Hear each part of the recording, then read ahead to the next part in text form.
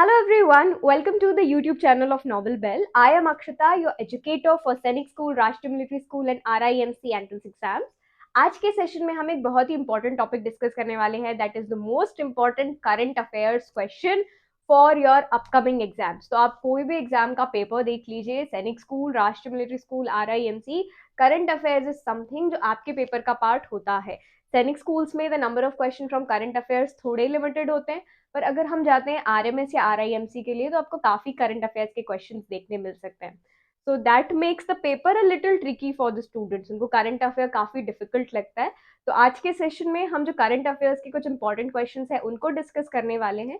ऐसे ही कुछ सेशंस और रहेंगे एंड ये जो हमारे करंट अफेयर्स के सेशंस रहेंगे, इतना पोर्शन अगर आप करंट अफेयर्स के लिए कर रहे हो, that is going to be more than sufficient for you for your exam. तो चलिए, without any further delay, let us get started with the today's session.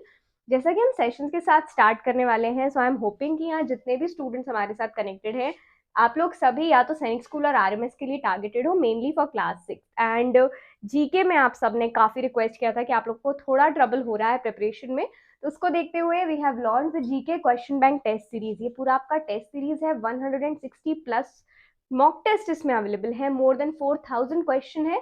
इसमें आपको पूरे कंप्लीट सिलेबस का कवरेज मिलेगा, टॉपिक वाइज टेस्ट है, complete syllabus test है। Novel bell application से आप इसको एक्सेस कर सकते हो। जैसे कोई भी आपने एक चैप्टर पढ़ा, उस चैप्टर का टेस्ट आप फिर तुरंत इसके ऊपर दे सकते हो। तो हर चैप्टर से आपको एटलीस्ट 2 to 3 टेस्ट देखने मिलेंगे और एट लास्ट फिर आपके पास कंप्लीट सिलेबस के भी टेस्ट रहेंगे। तो इतना अगर आप कर रहे हो जीके में, दिस इज माय अश्योरेंस कि 45 प्लस मार्क्स आप बहुत इजीली स्कोर करोगे, इधर इन सैनिक स्कूल और RMS। तो कुछ नहीं करना है आपको, सिर्फ नॉवेल बेल एप्लीकेशन को डाउनलोड करना है, वहां पे जाके इस टेस्ट सीरीज को आप ज्वाइन कर सकते हो। Okay, so let us get started with the today's session. तो सबसे पहला क्वेश्चन जो है हमारा, यहाँ पे हम देख सकते हैं जीके में करंट अफेयर्स में। So let us have a look. The first question that we have is first living heritage, world की सबसे पहली living heritage university. This is going to be a very important question. Question कह रहा है world's first living heritage university, world की सबसे पहली living heritage university कहाँ पर ओपन हुई है। So you have to keep in mind Vishwa Bharati university. The विश्व भारती यूनिवर्सिटी जो है वो वर्ल्ड की सबसे पहली लिविंग हेरिटेज यूनिवर्सिटी, इसको डिक्लेयर किया गया है। विश्व भारती यूनिवर्सिटी से एसोसिएटेड कुछ इंपॉर्टेंट पॉइंट्स भी हमको याद रखने हैं विश्व भारती यूनिवर्सिटी के लिए जब हम डिस्कस कर रहे हैं everyone. So we have to keep this in mind कि विश्व भारती यूनिवर्सिटी किसने फाउंड की थी। It was founded by Rabindranath Tagore. Okay, तो रविंद्रनाथ टैगोर का आपको नेम यहाँ पे याद रखना है। जब हम रविंद्रनाथ टैगोर के बारे में बात कर रहे हैं तो क्विकली आपके माइंड में 2 चीजें याद आनी चाहिए। What are the 2 things that Rabindranath Tagore was the first Indian जिनको नोबेल प्राइज मिला था। He got Nobel prize in literature in the year of 1913। इसके अलावा नोबेल लिटरेचर सम्मान प्राप्त करने वाले वो पहले एशियन थे। तो 2 थिंग्स आप याद रखेंगे। First thing, Vishwa Bharati university was founded by Rabindranath Tagore. Rabindranath Tagore was the first Indian to be awarded with the Nobel Prize and he was the first Asian to be awarded with the Nobel Prize in literature. उनका work जो था गीतांजलि, उसके लिए उनको Nobel prize से सम्मानित किया गया था। इसके अलावा रविंद्रनाथ टैगोर ने ही जो हमारा नेशनल एंथम है जन गण मन, वो भी किया था। इसके अलावा उन्होंने बांग्लादेश का नेशनल एंथम भी लिखा था। अगर हम जन गण मन के बारे में बात करते हैं तो सबसे पहले आपको याद रखना है फर्स्ट टाइम नेशनल एंथम कब सिंग किया गया था। तो Kolkata session, Indian national Congress के कोलकाता सेशन में इन द ईयर ऑफ 1911 जो जनगण मन हमारा राष्ट्रीय गान आज है, सबसे पहली बार ये गाया गया था। सो इतना आपको याद रखना है एसोसिएटेड विद रविंद्रनाथ टैगोर। अगर हम बात करते हैं who is the chancellor of first living heritage university, chancellor से एसोसिएटेड जो क्वेश्चन है आपको RIMC में देखने मिल सकता है।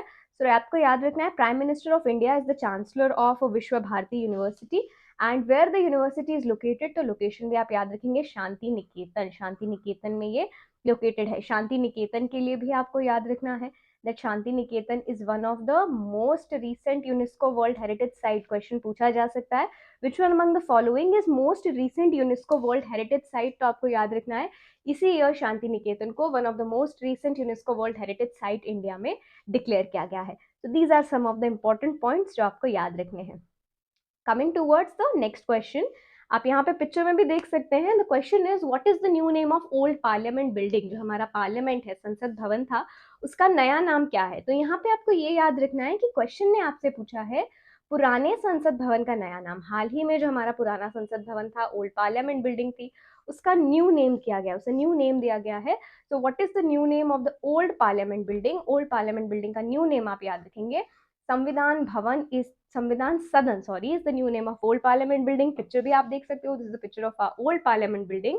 And what is the new name? The new name of old parliament building is संविधान सदन। The next question we have is who was the chief architect of old parliament? जो हमारा ओल्ड पार्लियामेंट था उसके चीफ आर्किटेक्ट कौन थे? तो जो हमारे पुराने ओल्ड पार्लियामेंट के जो चीफ आर्किटेक्ट थे वो आपको याद रखना है, sir Edwin Lutyens and sir Herbert baker. These two were the chief architect for the old parliament. और ओल्ड पार्लियामेंट का ही न्यू नेम जो है वो हमने क्या किया है, द न्यू नेम इज संविधान भवन। नेक्स्ट क्वेश्चन आफ्टर दिस, ये सिर्फ आप इतना ही याद रखेंगे, that would be sufficient. And ये भी फर्दर मैं आपसे कह रही हूँ for the students who are appearing for RIMC and RMS, उनके लिए ये बहुत इंपॉर्टेंट है। विमेन रिजर्वेशन बिल किस ईयर में? इस ईयर मोस्ट टॉक्ड बिल है, इस ईयर का मोस्ट रीसेंट बिल है विमेन रिजर्वेशन बिल 2023। तो क्वेश्चन आपसे पूछा जा सकता है, which one of the following bill has been passed this year only? इसी साल कौन सा एसोसिएटेड है? तो आपको याद रखना है विमेन रिजर्वेशन बिल, आप इतना यहाँ पे याद रखेंगे। क्वेश्चन नंबर 5 इज, आपको याद रखना है India gets its first Airbus. Defence से एसोसिएटेड भी हमको क्वेश्चन आते हैं, तो इंडिया को उसका फर्स्ट एयरबस है C295 एयरक्राफ्ट। तो फर्स्ट एयरबस का नाम याद रखेंगे आप, यहाँ पे ये फर्स्ट पॉइंट है, India gets its first Airbus. Okay, first Airbus aircraft C295 इस एयरक्राफ्ट का नाम है। तो ये इंडिया का फर्स्ट एयरबस होने वाला है। किसके बीच पार्टनरशिप से ये मिला है हमें? So it is between the partnership of European aviation leaders, European aviation leader और टाटा ग्रुप, दोनों के बीच पार्टनरशिप के through India has got its first Airbus. What is the name of the first Airbus? C295 aircraft. और partnership किसके बीच में है? European aviation leader Airbus and Tata group. तो most importantly तो आपको अगर क्वेश्चन आ सकता है तो टाटा ग्रुप के लिए आ सकता है, एंड एयरबस का नाम पूछा जा सकता है, तो आप याद रखेंगे C295 aircraft is the name of Airbus. Question number 6 we have G20 summit. आप बिल्कुल इसको मार्क करके रख लीजिए, G20 समिट इस ईयर का सबसे बड़ा इवेंट था जो इंडिया में हुआ, एंड बहुत ही ज़्यादा आपको चांसेस हैं कि G20 समिट के लिए आपसे क्वेश्चन पूछा जाएगा। तो G20 समिट इस साल का कहाँ कंडक्ट हुआ था? G20 summit was conducted in new Delhi. Direct यहाँ से क्वेश्चन बनता है दैट G20 समिट इस साल कहाँ कंडक्ट हुआ? तो G20 समिट इस साल कंडक्ट हुआ था न्यू दिल्ली में। ये 18th G20 समिट था, ये भी आपको याद रखना है। ओके, सेशंस वो पूछते हैं कि 18th समिट था या 19th समिट था, so this also you have to keep in mind, it was 18th summit. Host इसका कौन था? Host this year for the G20 summit was India. आपने देखा भी होगा सितंबर का, this is the news of सितंबर, काफी जगह न्यूज में भी था। एंड अगर आप दिल्ली या उसके आसपास के रीजन से बिलोंग करते हैं, so near around 4 to 5 days के लिए दिल्ली में schools, offices, everything was shut down due to the G20 summit. तो काफी हॉलीडेज वगैरह भी आप बच्चों को मिले थे G20 समिट के कारण। तो G20 समिट 2023 कहाँ कंडक्ट हुआ था? It was in new Delhi, 18th G20 summit था। And who was the host of G20 summit? तो ये भी हमको याद रखना है that this year the host was India. Venue आप याद रखेंगे, भारत मंडपम। ओके, वेन्यू के लिए नेम पूछा जा सकता है, what was the name given to the venue? So venue was named as Bharat Mandapam G20 summit. इसके अलावा ही G20 समिट से कुछ इंपॉर्टेंट पॉइंट्स हैं, वो भी आपको याद रखने हैं। थीम G20 समिट के लिए बहुत इंपॉर्टेंट है, ये पूछा जा सकता है, what was the theme for G20 summit? So G20 summit का जो थीम था दैट इज वसुधैव कुटुंबकम। Okay, this theme for G20 summit, what was the theme? The theme this year for वसुधैव कुटुंबकम, दैट इज वेरी इंपॉर्टेंट। यहाँ से भी क्वेश्चन पूछा जा सकता है कि हमने ये जो टर्म है वसुधैव कुटुंबकम कहाँ से लिया है? So that has been taken from Upanishads. Where we have taken it from? तो ये भी हमको याद रखना है, we have taken it from Upanishads. तो ये भी आप अपने नोट्स में इसको ऐड कर लीजिए। From Upanishads we have taken the term Vasudhaiv Kutumbakam, the theme for this year's G20 summit. Next year अब जो होगा 19th हमारा G20 समिट होगा, इसके लिए होस्ट कौन होगा? The host is going to be Brazil. So for 18th G20 summit the host was India. Who will be the host for 19th G20 summit? तो 19th G20 समिट के लिए भी हम याद रखेंगे who is going to be the host? The host is going to be Brazil. Brazil will be the host of 19th G20 summit. तो यहाँ पर आप देख सकते हो there is a broad picture, all the members of the G20 nations. इसके अलावा आप देख सकते हैं यहाँ पे ये लोगो है G20 समिट का, that is inspired from the colour of national flag. National flag के जो हमारे कलर्स हैं, सेफ्रॉन, ग्रीन एंड व्हाइट, इनसे ये इंस्पायर्ड है। और 9 to 10 सितंबर, डेट भी आप देख सकते हो 2023, ये बिल्कुल आपको याद रखना है। सो G20 समिट, थीम बिल्कुल इंपॉर्टेंटली याद रखिएगा, multiple times I am saying वसुधैव कुटुंबकम। The most important point from G20 is कि G20 अब G20 नहीं रहा, this has become G21. So who is the most new and most recent member of G20? G20 का सबसे recent member आपको पूछा जा सकता है कौन है, तो ये भी आपको याद रखना है, African union. African union is the most and now a member of G20. Okay, full time member अब है अफ्रीकन यूनियन। अफ्रीकन यूनियन, ये क्वेश्चन कहाँ से और क्यों पूछा जा सकता है, अगर आप सिलेबस देखोगे तो सिलेबस में आपको एक टॉपिक है international organisation, and African Union comes under that topic, international organisation. तो आपको दो पार्ट से क्वेश्चन हो सकता है, एक तो करंट अफेयर्स, एक तो international organisation, so that makes it more important. African Union is now full time member of G20। इसके अलावा where are the headquarters of African Union, तो ये भी आप याद रखेंगे, Addis Ababa in Ethiopia. Headquarters कहाँ पे है अफ्रीकन यूनियन के, AU भी हम इसको कहते हैं, अफ्रीकन यूनियन और AU, the headquarters of African Union are in Addis Ababa and that is in Ethiopia. So most recent member to join G20 group is African Union, AU, with headquarters in Addis Ababa. One more important point from G20, जैसा कि मैंने कहा, it is one of the biggest event that happened in the entire year, तो काफी ज्यादा इससे questions expected हैं, काफी सारे points भी expected हैं। The point is world tallest Nataraja statue कहाँ पे प्लेस किया गया, तो सबसे पहले अगर हमको नाम आ रहा है Nataraja, so we all know Nataraj, God Lord Nataraj is the god of dance, हम इनको कहते हैं god of dance, and he is a form of Lord Shiva. Okay, god of dance and he is a form of lord Shiva. यहाँ पे आप picture भी देख सकते हो about lord Nataraj. So world का टॉलेस्ट नटराज स्टैचू कहाँ पे प्लेस किया गया था, it was installed in the G20 summit venue. Where was the G20 summit venue, new Delhi Bharat Mandapam. आपको याद रखना है, वर्ल्ड का टॉलेस्ट नटराज स्टैचू कहाँ पे प्लेस किया गया था, it was placed in G20 summit venue. Okay, that you have to keep in mind. Once again, Nataraj के लिए आप याद रखेंगे, lord Nataraj is god of dance and he is form of Lord Shiva. Okay, so coming towards the next point, that is Arogya Maitri Cube. ये भी important है, important from the perspective of RIMC. RIMC के लिए भी अगर आप target कर रहे हो, so this is very important. आरोग्य मैत्री क्यूब, आरोग्य मैत्री क्यूब आखिर क्या है? आरोग्य Maitri cube is world first disaster hospital. Okay, ये पोर्टेबल डिजास्टर हॉस्पिटल है। अगर आप देख सकते हो यहाँ पे, तो मेरे पीछे पिक्चर भी आपको यहाँ विजिबल होगा, हैव अ लुक। आप देख सकते हो इसको वेरी इजीली, अगर कहीं पे कोई नेचुरल डिजास्टर है, कोई नेचुरल कैलामिटी है, तो अभी क्या होता है वहाँ पे हेल्थ केयर पहुंचाना काफी मुश्किल हो जाता है। अगर किसी प्लेस पे अर्थक्वेक आया है, there is a tsunami somewhere, landslides are there, तो वहाँ पे जो मेडिकल फैसिलिटीज हैं वो पहुंचाना काफी मुश्किल होता है, प्रॉपर हेल्थ केयर पहुंचाना। तो इसलिए इंडिया ने वर्ल्ड का फर्स्ट पोर्टेबल हॉस्पिटल, हम इसको कह सकते हैं, इसको आप कहीं पे भी ले जाकर प्लेस कर सकते हैं, एंड इसका नेम जो हमने दिया है दैट इज आरोग्य मैत्री क्यूब। सो आरोग्य मैत्री क्यूब इंडिया का ही नहीं, ये वर्ल्ड का सबसे पहला पोर्टेबल हॉस्पिटल है जो किसी भी नेचुरल डिजास्टर के इवेंट में बहुत हेल्प करेगा। So Arogya Maitri cube, you will keep in mind the world's first disaster hospital, that is Arogya Maitri Cube.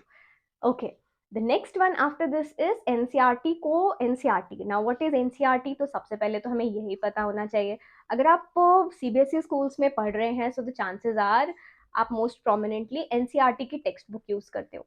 NCERT का फुल फॉर्म है national council of education research and training, national council of education research and training. Full form भी आपको याद रखना है यहाँ पर, education research and training, that is NCERT। Okay, तो हमारी जो टेक्स्ट बुक्स हैं, अगर आप केवीज में हो, नवोदय में हो, आर्मी पब्लिक स्कूल्स में हो, so most there are chances कि आप NCERT टेक्स्ट बुक्स फॉलो कर रहे हैं। एंड NCERT को जो है डीम्ड यूनिवर्सिटी का स्टेटस प्रोवाइड किया गया है। What is deemed university status, इतना आपको डिटेल में स्टडी करना इंपॉर्टेंट नहीं है, but RMS and RIMC, once again I am saying, काफी वो हाई लेवल के क्वेश्चंस करंट अफेयर में कई बार पूछते हैं। तो आपको याद रखना है question can be directly there which one among the following has been granted a deemed university status. So you have to keep in mind NCERT को इस साल का डीम्ड यूनिवर्सिटी, इसी साल डीम्ड यूनिवर्सिटी स्टेटस दिया गया है। What is NCERT? NCERT national council of education research and training. Next question after this we have India's largest home built nuclear power plant. देखिए लास्ट ईयर भी nuclear power plant से आपको RMS में question आया था। Nuclear power plant is one of the favourite topics. अभी तक हम देखें अगर प्रीवियस ईयर के पेपर्स में, तो near around 2 to 3 times RMS आपको न्यूक्लियर पावर प्लांट के लिए क्वेश्चन पूछ चुका है, अलग अलग वेज में। एक बार उन्होंने मॉडरेटर के लिए क्वेश्चन पूछा था, एक बार इंडिजिनसली बिल्ड के लिए पूछा था। So they have asked the questions multiple times. इस बार भी there are very high chances they will ask the question. So India's largest home built nuclear power plant, India का largest home built कोई हम कह सकते हैं indigenous, ओके होम बिल्ड के लिए ही आपको टर्म पूछा जा सकता है इंडिजिनस। इंडिया का लार्जेस्ट इंडिजिनस होम बिल्ड या इंडिजिनस का मतलब होता है जो कंप्लीटली इंडिया में ही डेवलप किया गया हो। ओके होम बिल्ड या इंडिजिनस का मीनिंग है जो पूरी तरह से इंडिया में ही डेवलप किया गया हो। सो इंडिया का लार्जेस्ट होम बिल्ड या इंडिजिनस न्यूक्लियर पावर प्लांट कहाँ पर है? तो आपको याद रखना है काकरापर, गुजरात।